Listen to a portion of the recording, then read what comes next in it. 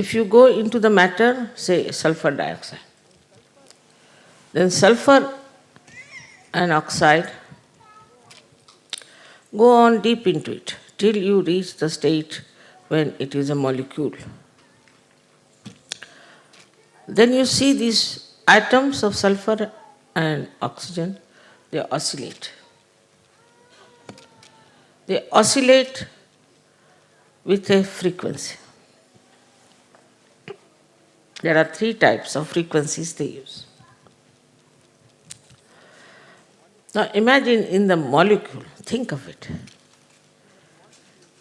In the molecule of a substance, there is an energy which is active. Now one may say that why should be in matter there is energy? One can ask a question, why there should be energy in matter?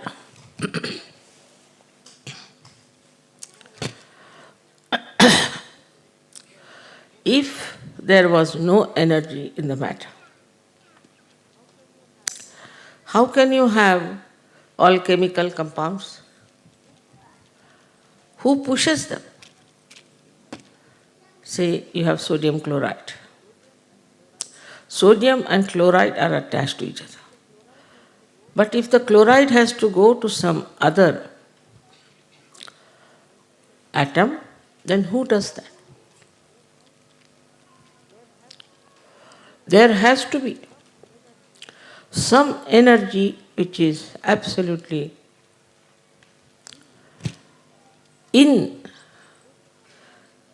built into matter.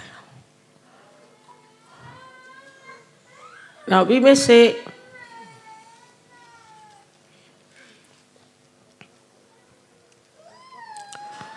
that what about water? You know, water has energy. That's how we have hydrostatics. Even coal, even stones, all of them have got energy within themselves.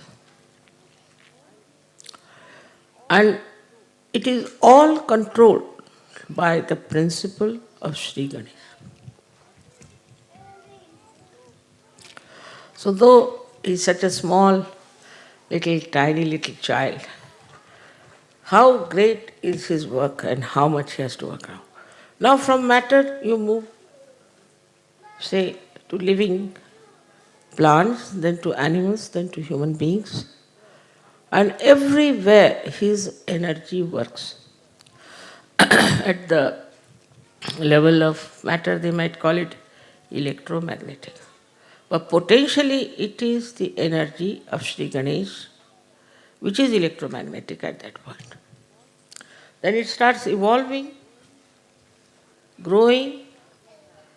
That's how we have different stratas of energies that we see in different growth of the evolution.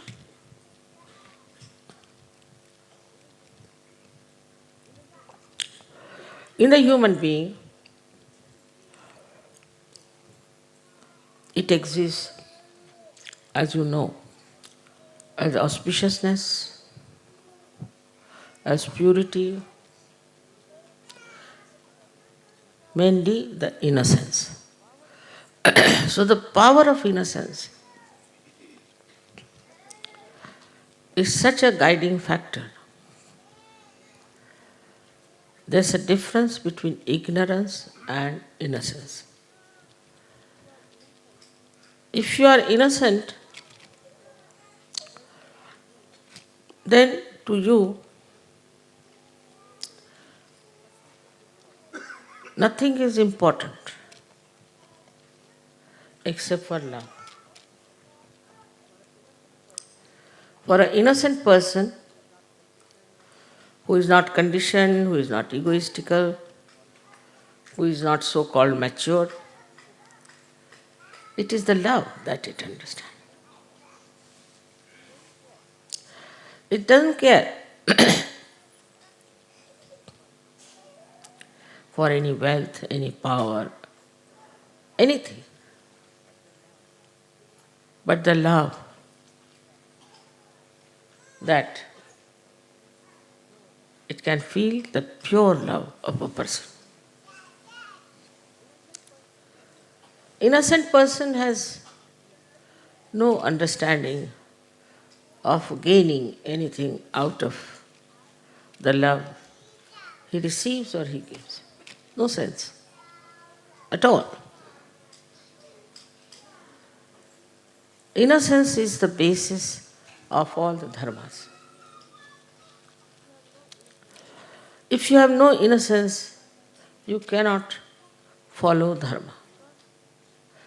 Because if you are dharmic, it is maybe a mental attitude, maybe egoistical, maybe because you are born in a religion, because somebody has told you about it. It's going to be very superficial. Unless and until it is embedded in the quality of innocence, dharma has no meaning.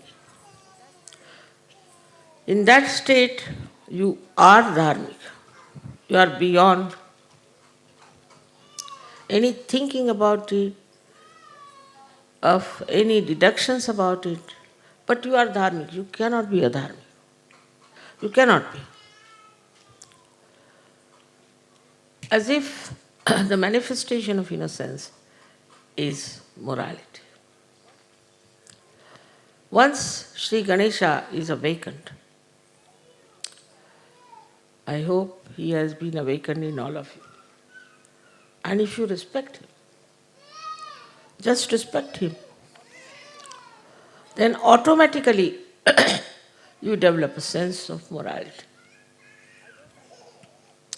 I don't have to tell you. I don't have to explain to you. You just become moral.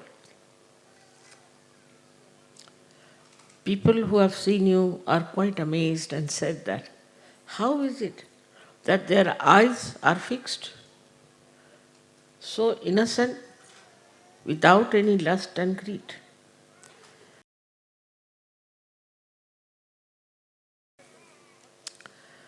Pure attention for anything you need.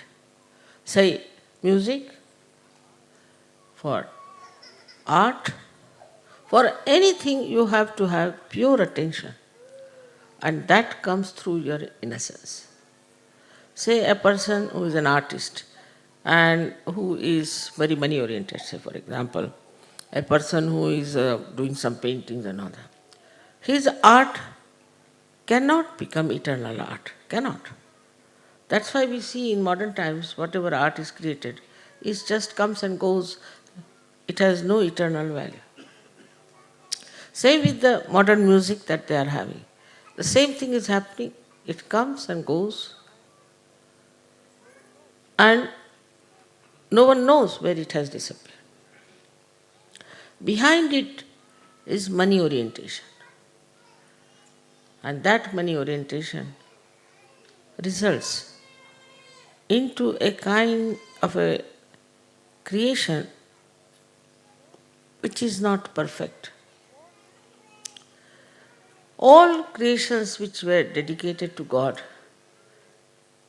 in the olden times are being today very much respected, and people pay a lot of money for that. Maybe at that time the artist must have suffered. But they understood, innocent artists understood very much that if we have to express, we must truthfully do it, not to please the people, not to please anyone, but to please God. As you know that Michelangelo had a big fight with this Pope here because he couldn't tolerate nonsense that was coming from the Pope. All the artists always have been fighting, real artists. So this innocence also gives you a power of self-understanding. You know where you stand. A person who is innocent knows very well that he is standing on the pedestal of virtues.